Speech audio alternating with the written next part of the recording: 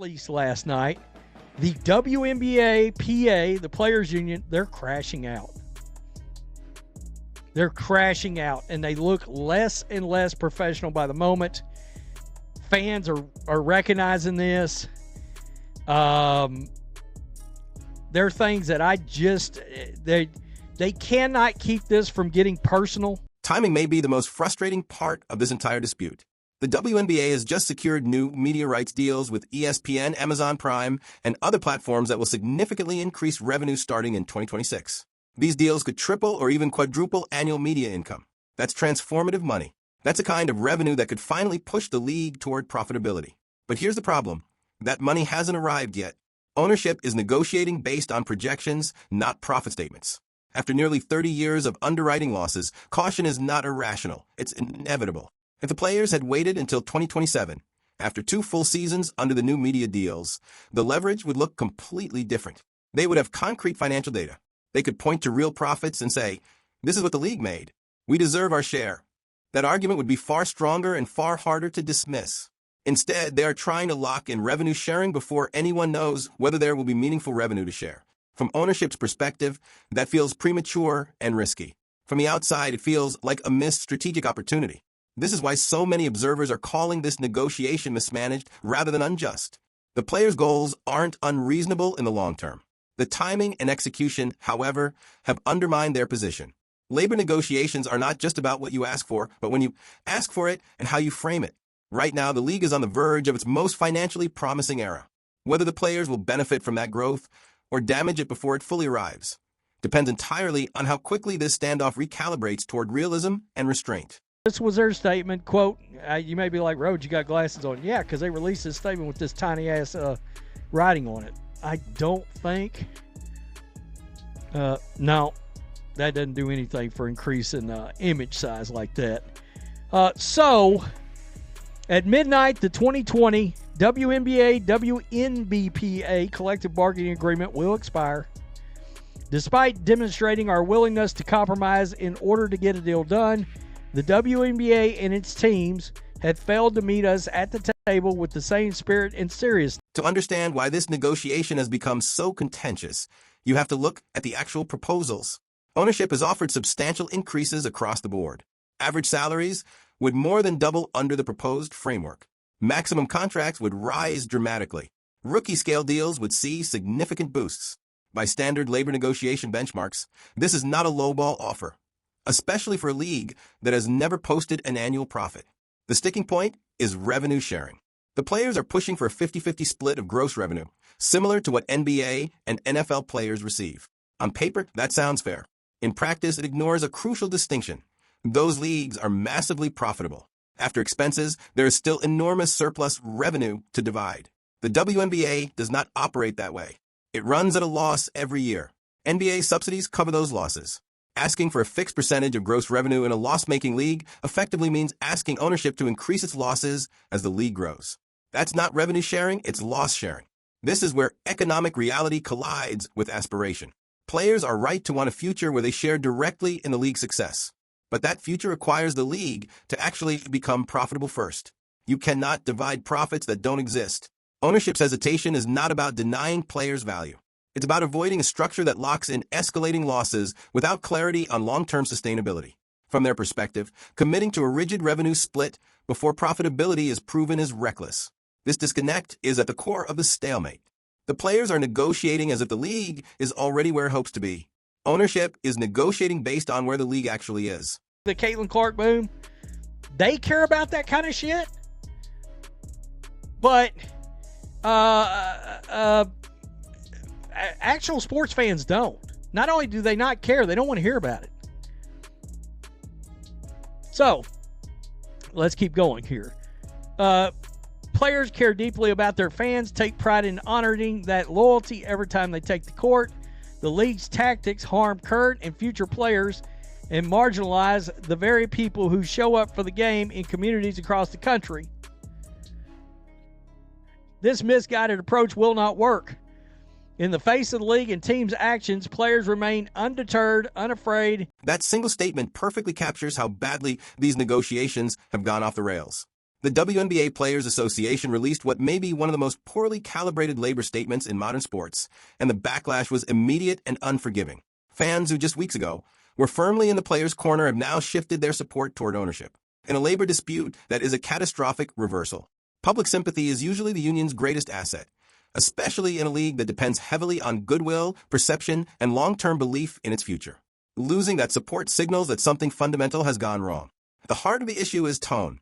The player's message didn't come across as firm, principled, or resolute. It came across as combative, dismissive, and disconnected from the financial reality of the league.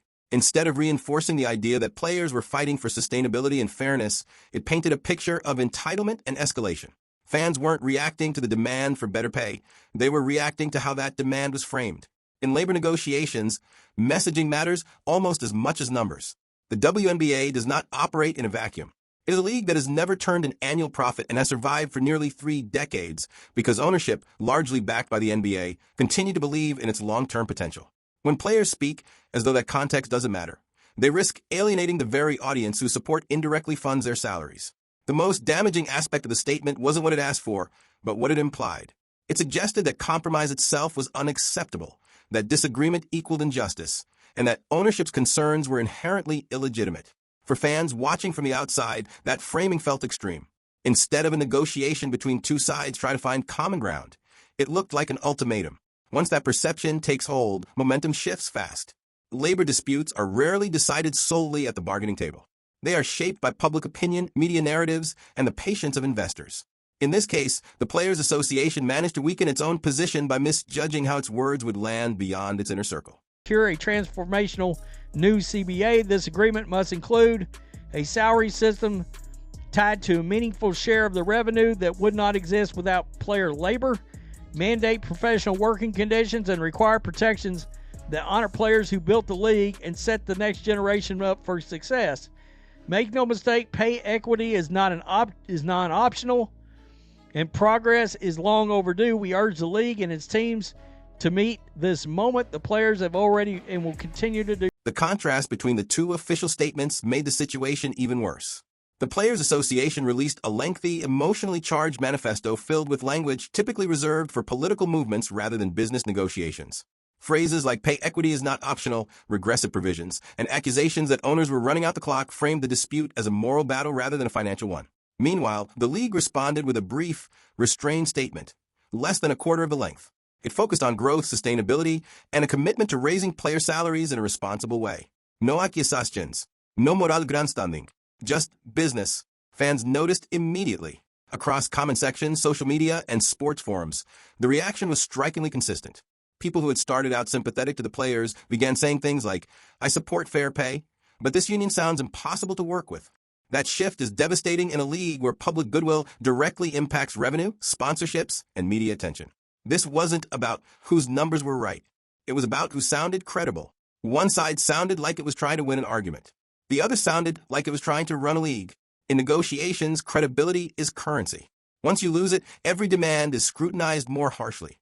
By framing the dispute primarily as a social justice issue, the Players Association blurred an important line. Fair compensation and sustainability are not mutually exclusive, but presenting them as such invites backlash.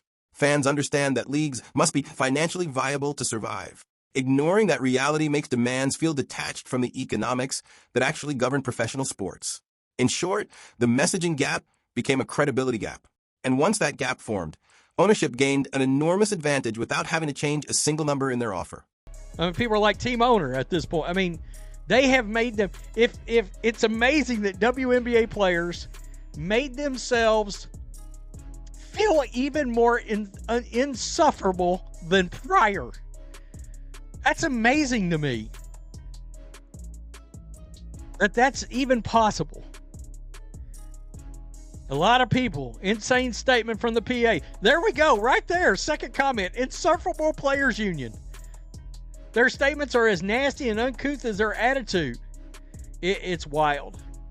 Yeah, I'm team owners. Have been for a while, even more now. To understand how this spiraled, you have to look at the sequence of events. On January 20th, 2025, at exactly 11:59 p.m. Eastern Time, the 2020 WNBA collective bargaining agreement officially expired. Days earlier, ownership made a calculated and savvy move by publicly announcing they would not lock out the players. That decision instantly positioned them as reasonable, stable, and confident.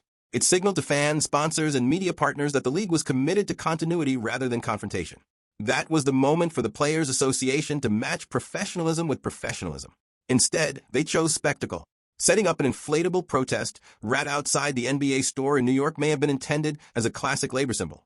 But in this context, it backfired badly. To many observers, it looked theatrical, unserious, and wildly out of proportion to the situation. Optics are everything in modern sports labor disputes. This is in the 1970s, where aggressive symbolism could rally broad public support. Today, fans expect nuance, accountability, and realism. When the Players Association leaned into imagery associated with industrial strikes, it sent the wrong message. This wasn't a factory shutdown or a dock worker walkout. This was a negotiation involving a league that survives on subsidies and long-term investment. The public noticed the contrast immediately. On one side, ownership projected calm and restraint. On the other, the Players Association appeared angry and reactive. In a league that relies so heavily on external financial support, that imbalance matters more than in almost any other professional sport. Every dollar paid to players ultimately depends on ownership's willingness to keep funding a league that has yet to break even. That doesn't mean players shouldn't fight for more. It means they must do so with an acute awareness of how fragile their leverage really is. When you appear unreasonable in that context, sympathy evaporates fast.